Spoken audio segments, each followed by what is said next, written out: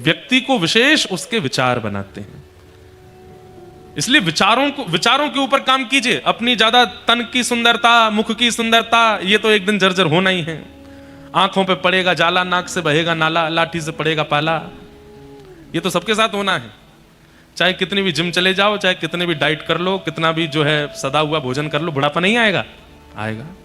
एक दिन तो कुरूप होगे, एक दिन तो 32 छींक आती 32 निकलेंगी बाहर। घर के छोटे छोटे बच्चे ढूंढते रहेंगे, दादी देखो आपके दांत वहां पड़े थे, पहन लो इनको। ये तो होना ही है सबके साथ। हम लोग किस पर ध्यान दे रहे हैं? और विशेष रूप से युवा, मेरी ध्यान से बात सुनो। आपके अंदर ऊर्जा है, आपके अंदर इस समय इतनी ताकत है कि आप जो चाहें वैसा निर्माण अपना कर सकते हैं। कल मुझे कोई बोला, महाराज जी बहुत बड़ी कृपा हो गई है आजकल आपकी कथाएं, और भारत के हमारे पूज्य प्रेमानंद जी महाराज, हमारे बागेश्वर वाले महाराज जी, और भी कई संत महापुरुषों के प्रयास से अब बच्चों के लुक्स भारतीय होते जा रहे हैं। नहीं तो बीच में तो ऐसे खड़े होने लगे थे, बीच बीच में फटे कपड़े पहन के घूमते थे, उल्टा सीधा सब करने लगे थे। अब दोबारा से तिलक चंदन शुरू हो रहा है, अब दोबारा से व्यवस्थित हो रहे हैं। अब भी हैं कुछ लोग जिनकी फसलें खड़ी हैं। आपका स्वरूप भी कई बार आपके विचारों का परिचय देता है कि आपके विचार कैसे। आपके उठने बैठने चलने का ढंग भी कई बार बता देता है कि आप क्या सोचते हैं। इसलिए नेत्रम वक्त्रम विकारेण, इन तीनों को शुद्ध रखिए। नेत्रों को ज्यादा चप्पल मत बनाइए, कभी यहां मटकते हैं, कभी उधर देखते हैं, कभी इधर देखते हैं, एक बार में इधर इधर। जो बहुत नेत्र जिनके घूमते हैं, समझो कि चित्त में कुछ चल रहा है, खलबली है। वक्त्रम, वाणी में शब्दों का प्रयोग कैसा होता है। अब एक कई पहले हम घरों में जाते थे प्रसाद पानी, अब नहीं जाते। तो जब किसी के घर जाते तो एक बार एक के घर गए, बोल रहे हैं आपको दाल डाल दूं। मैंने कहा डाल दूं क्या होता है? ऐसे बोलिए परोस दूं। डाल दूं शब्द क्या होता है? रोटी डाल दूं, पराठा डाल दूं। ऐसे हमारे यहां तो ऐसे बोलते हैं, भाई बाहर गैया खड़ी है, रोटी डाले आओ। भैंसा डोल रहे हैं, उनको कुछ पराठा डाले आओ। जीव जंतुओं को डालते हैं, मानवों को तो परोसते हैं। शब्दों का चयन बताता है कि आपकी स्थिति कैसी।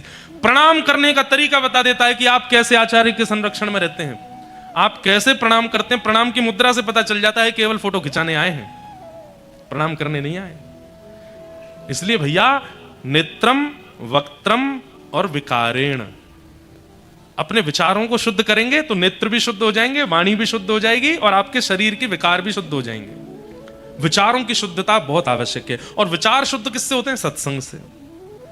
सत्संग करोगे, वैष्णवों का संग करोगे, विचारों को, उनकी बातों को सुनोगे, उनसे विचार शुद्ध होते हैं। कोई अगर मुझसे कहता है ना, महाराज जी हम रोज कथा सुनते हैं, मैं 2 मिनट बात करता हूं उससे, 2 मिनट की बात में ही पता चल जाता है कथा नहीं सुनते। वाणी से, शब्दों से पता चल जाता है कैसा व्यक्ति है। हमारी युवाओं से प्रार्थना है, आप लोग इस वक्त इतनी ऊर्जावान हो, अपने केवल शारीरिक ऊर्जा नहीं है, विचारों की भी ऊर्जा है, बुद्धि की भी ऊर्जा है, मन की भी ऊर्जा है। उन ऊर्जाओं से अपना जीवन इतना आनंदमय बना लो, क्योंकि बाद में तो फिर पछताओगे कि हमने तब क्यों नहीं किया, तब हमारे पास सब कुछ था, तब हमने नहीं किया। तो सत्य, दान, दया और पवित्रता, ये 4 चरण हैं धर्म के। सत्य, दान, अब तीसरा आता है दया। दया किसको कहते हैं? किसी की दुर्बलता देख करके, किसी की असफलता देख करके, किसी को बहुत दीनहीन देख करके दया करना, ये तो सबको आ जाती है। किसी की अवस्था देख करके दया करना बहुत बड़ी बात नहीं है। किसी के हृदय की स्थिति समझ करके उस पर दया करना, व्यवस्थित होना, यह दया कहलाती है। सर्वांगीण रूप से आपके चित्त में दया ही रहती है, तब आप धार्मिक माने जाओगे। किसी की परिस्थिति बने तब उस पर दया करना, यह दया नहीं है।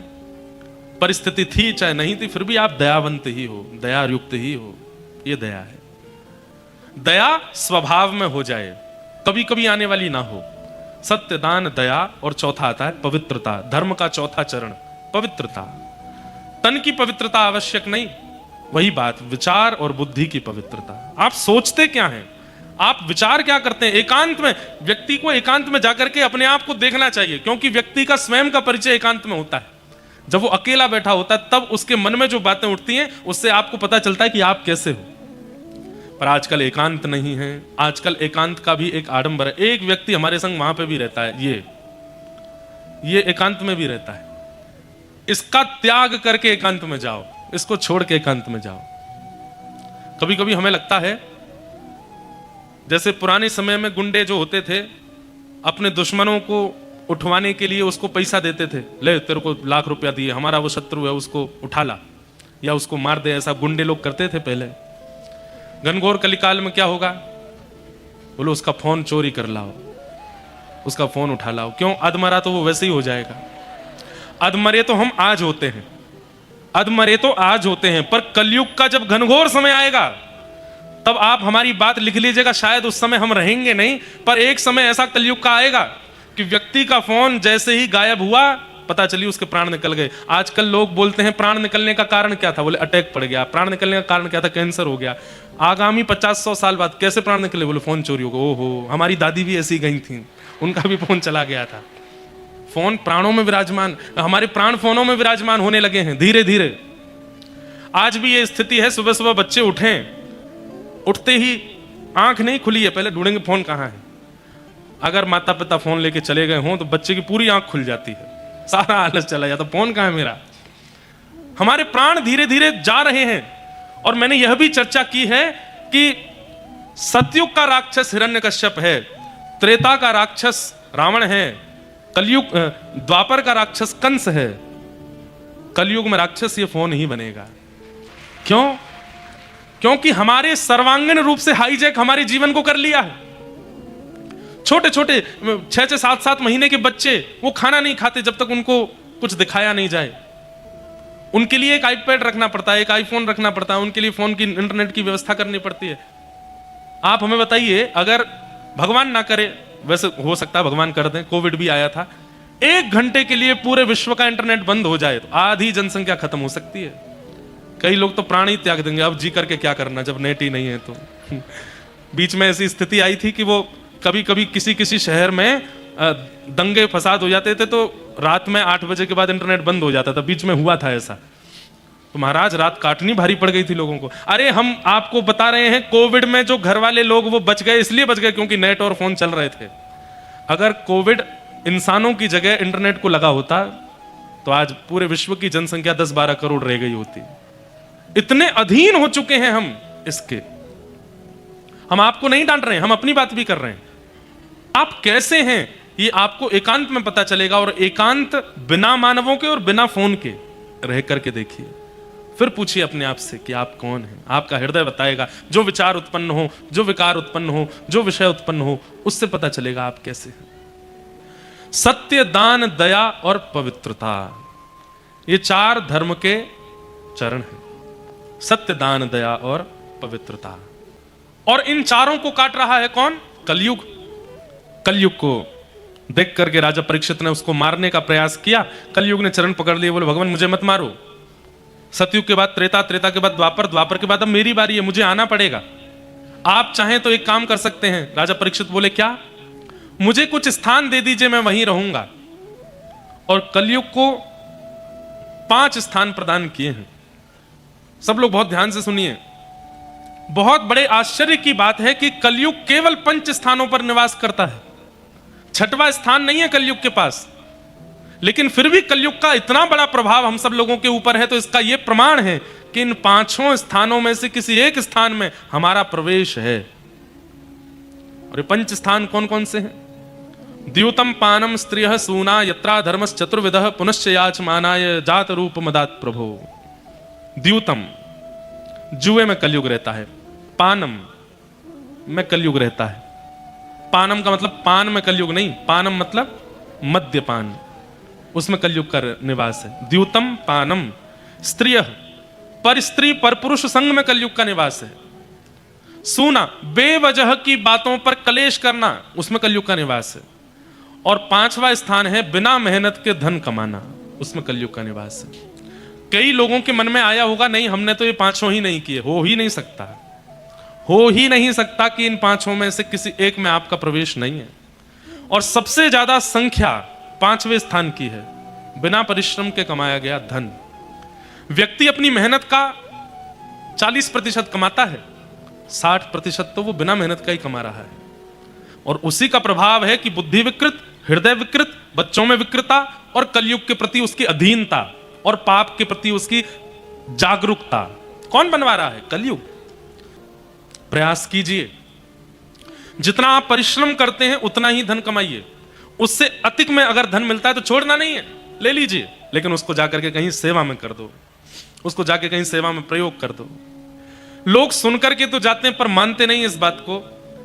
अगर व्यक्ति अपना दशांश, हम अपने प्रचार के लिए बात नहीं कर रहे, एक बहुत बड़ी बात बता रहे हैं। हम और हमारे पूज्य पिताजी महाराज कथा करते हैं, हमें भी दक्षिणा प्राप्त होती है, पर हमारी ना तो कभी आप टीवी स्क्रीन पर, ना कभी पंडाल में कहीं नहीं देखोगे कि आप महाराज जी की इस प्रकल्प में दान दीजिए, इतना दीजिए, ऐसे दीजिए, कहीं नहीं मिलेगा कुछ भी।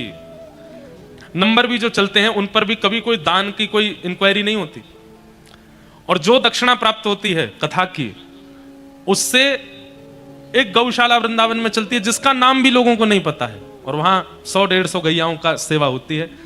उसके लिए भी जो हमको दक्षिणा और पिताजी को मिलती है उसी से ही वो गौशाला चलाते हैं, 100-125 गायों का। बहुत बड़े बड़े प्रकल्प करने वाले लोग दुनिया में, हमारा बहुत बड़ा प्रकल्प नहीं है छोटा सा ही प्रकल्प, लेकिन नीति का धन कमा रहे हैं। इस बात का पिताजी को और हमको एक गौरव रहता है चित्त में। कई कथाएं तो ऐसी हैं, साल भर में एक कथा तो ऐसी आ ही जाती है जिसका सारा पेमेंट भी हम ही करके आए हैं। और एक जगह तो मध्य प्रदेश की, उसका नाम नहीं बोलूंगा मैं, 5वें-6वें दिन महाराज जो हमारे यजमान जी थे वो बोले, महाराज जी आप यहां से सही सलामत कथा करके जा रहे हो, यही बहुत बड़ी बात है, दक्षिणा मत मांग लेना हमसे। हमने कहा जय हो भैया। ये पुरानी बात है, अब तो ऐसा नहीं है, लेकिन अद्भुत अद्भुत लोग हैं। एक जगह कथा हुई, वहां 7वें दिन की कथा में हम मंच पर पहुंच गए, यजमान जी आए नहीं, तो पूछे भाई पूजन कौन करेगा? तो किसी श्रोता कोई बोला कि पूजन करवाए, वो यजमान कहाँ है, यजमान कहाँ है? आज तक पता नहीं चला कहाँ गए। जब मैं कथा करके उतरा तो पंडाल वाले, भोजन वाले, होर्डिंग वाले सब खड़े थे, लाइट वाले, जनरेटर वाले, डीजल वाले। महाराज जी हमारे तो छोटे छोटे बच्चे हैं, आप तो और कहीं कथा करके कुछ कर ही लोगे, हम कैसे करेंगे? मैं लाओ भैया अपने बिल दो सारे, फिर आज तक चुका रहे हैं उनका। कई कथाएं ऐसी भी हुई। व्यक्ति अगर अपने धन में शुद्धता रखे तो मुझे ऐसा लगता है कि कलयुग के प्रभाव से कुछ हद तक वो बच सकता है। धन की विकृति ऐसी विकृति है आपको पता नहीं चलेगी, वो आपके बच्चों के विचार दूषित कर देगी। आपके विचार दूषित नहीं हुए तो आपकी होने वाली संतान और आने वाली पीढ़ी के विचार दूषित, वो सर्वनाश करेंगे पूरे कुल का। इसलिए धन का शुद्ध होना और धन की शुद्धता, देखो 3 बातें सुनिएगा। तन पवित्र सेवा किए, तन की पवित्रता सेवा से होती है, जितनी सेवा करोगे उतना तन पवित्र है। तन पवित्र सेवा किए, धन पवित्र कर दान, दान से धन पवित्र होता है। पर दान भी कहां करना चाहिए?